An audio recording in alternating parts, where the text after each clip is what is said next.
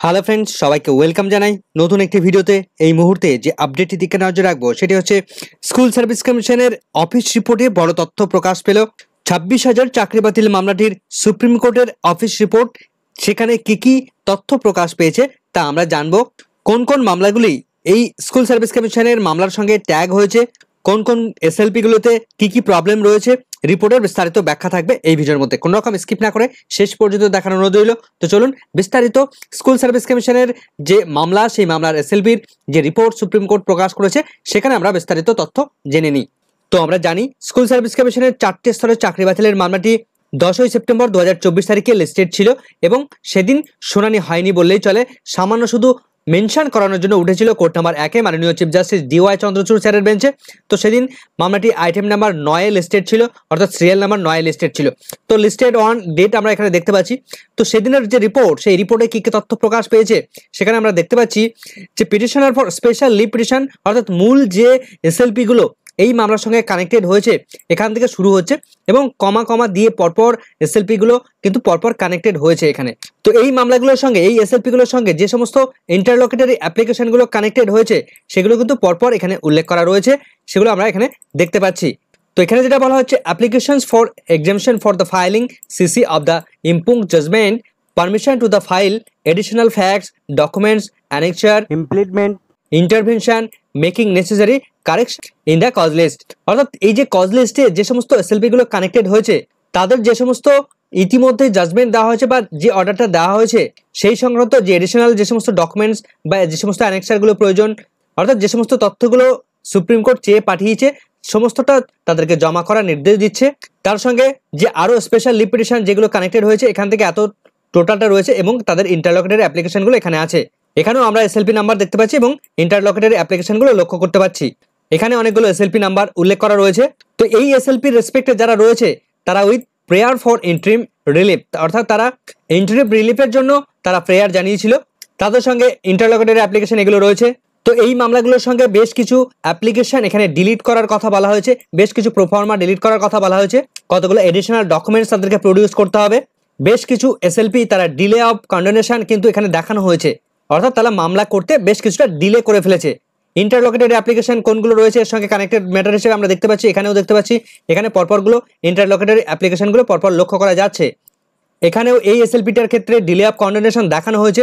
তো এখানে আমরা দেখতে পাচ্ছি যে মামলার পিটিশনার এখানে উল্লেখ করা রয়েছে the state of West Bengal versus Baishakhi Bhattacharya Chatterjee রয়েছে রেসপন্ডেন্ট। তো অফিস রিপোর্টের মূল বক্তব্যে কি তুলে ধরা হয়েছে, the matters above mention were listed before the honourable court on 16/7/2024 তারিখ with the office report dated 15/7/2024 তারিখ when the court was placed to the inter alia passed the following order। অর্থাৎ এতদিন পর্যন্ত যে সমস্ত অর্ডারগুলো ইতিমধ্যে সুপ্রিম কোর্ট দিয়েছে তার মূল যে অর্ডারটা, অর্থাৎ দীর্ঘ বেশ কিছুটা শুনানি হয়েছিল তখন যে অর্ডারটা দিয়েছিল, অর্থাৎ 16/7/2024 তারিখে এই নিম্নলিখিত অর্ডারগুলো দিয়েছিল এবং তার অফিস রিপোর্টে 15/7/2024 তারিখে এগুলো প্রকাশিত হয়েছিল বা প্রকাশ পেয়েছিল। তো এগুলো আমরা ডিটেলসটা অলরেডি দেখে নিয়েছি আগের ভিডিওগুলোতে। তো প্রথমটাতে permission to file the special leave petition is granted, অর্থাৎ এই স্পেশাল লিভ পিটিশনটা বা এসএলপিটা গ্রান্ট করা হচ্ছে ফাইল করার জন্য। সমস্ত পক্ষকে ইস্যু নোটিশ জারি করার কথা বলা হয়েছে, যাদেরকে এখনো পর্যন্ত ইস্যু নোটিশ জারি করা হয়নি। No counter affidavit has been file till date, এখনো পর্যন্ত বেশ কিছু এসএলপির পক্ষ থেকে কোনো কাউন্টার এফিডেভিট তারা ফাইল করতে পারেনি। তো এখানে বেশ কিছুটা ডেট দেওয়া রয়েছে, 30শে জুলাইয়ের মধ্যে লাস্ট ডেট ছিল সেগুলোকে এফিডেভিট ফাইল করার বা জমা করার। তো তারপর থেকে মাননীয় বিচারপতিরা আর কিন্তু কোনো রকম সুযোগ দেবে না, এই এফিডেভিট ফাইল এক্সচেঞ্জ করার টাইম কিন্তু তারা ক্লোজ করে দেবেন এমনটাই তারা জানিয়েছিলেন। এবং বৃহত্তরভাবে ব্রডলি স্পিকিং এর জন্য সমস্ত ক্যান্ডিডেটদের পক্ষ থেকে তাদের যে সাবমিশন তারা ব্রডলি ভাবে তাদের মূল একটা প্রিন্সিপালের উপর ভিত্তি করে তারা একটা গ্রুপ তাদেরকে করতে হবে। অর্থাৎ টোটাল সেখানে আমরা দেখতে পেয়েছিলাম 5টি গ্রুপ করা হয়েছিল। মাননীয় চিফ জাস্টিস তিনি টোটাল যারা পিটিশনার রয়েছেন তাদের টোটালকে 5টি গ্রুপে ভাগ করেছিলেন। একদিকে স্টেট অফ ওয়েস্ট বেঙ্গল তারা রয়েছে একটা গ্রুপে, তারা এসএলপি ফাইল তারা তাদের বক্তব্য সেখানে পেশ করবে। অন্যদিকে স্কুল সার্ভিস কমিশন এবং মধ্যশিক্ষা পর্ষদের একটা গ্রুপ তারা করে দিয়েছিলেন। এবং অন্যদিকে যারা অরিজিনাল পিটিশনার 11, 12, 9, 10 এই সমস্ত স্তরে বা গ্রুপ সি গ্রুপ ডি স্তরে যারা চাকরি পাননি, বঞ্চিত বলে মনে করছেন, যারা সিলেক্টেড হননি অর্থাৎ চাকরি পাননি তাদের পক্ষ থেকে একটা গ্রুপ, আর যে সমস্ত ক্যান্ডিডেটরা চাকরি হারিয়েছেন যে সমস্ত শিক্ষক শিক্ষকের পক্ষ থেকে তাদের একটা গ্রুপ এবং সিবিআর পক্ষ থেকে তারা একটা গ্রুপ। তো সমস্ত পক্ষকে যাতে করে কেউ বাদ না পড়েন তার জন্য এই সমস্ত ক্যাটাগরিগুলো তারা কিন্তু করেছেন। সমস্ত কাউন্সিলগুলো প্রত্যেকেই তারা কোনো না কোনো একটা গ্রুপের মধ্যে পড়বে, সেই মতো তারা তাদের সাবমিশনগুলো করবে। আস্থা শর্মা রয়েছেন অ্যাডভোকেট, তার কাছে সমস্ত ডকুমেন্টসগুলো সাবমিট করার নির্দেশ দিয়েছিলেন। এত পরিমাণে লার্জ নাম্বারের পিটিশনাররা রয়েছেন, তো তার ফলে যে সমস্ত ক্যান্ডিডেটরা একটা গ্রুপের মধ্যে রয়েছেন তারা একটা কমন কম্পাইলেশন বা একটা কমন তাদের বক্তব্য তারা পেশ করে জমা করার নির্দেশ দিয়েছিলেন। এই 5 জনের যে একটা নোডাল কাউন্সিল গড়ে তুলেছিলেন, তারা এই 5 জনের কাছে জমা করার নির্দেশ দিয়েছিলেন এবং সেটা 5 পেজের মধ্যে জমা করার নির্দেশ দিয়েছিলেন এবং একটা ইমেল দিয়েছিলেন। সেই ইমেলের মাধ্যমে তারা কমিউনিকেট করতে তাদের বলেছিলেন।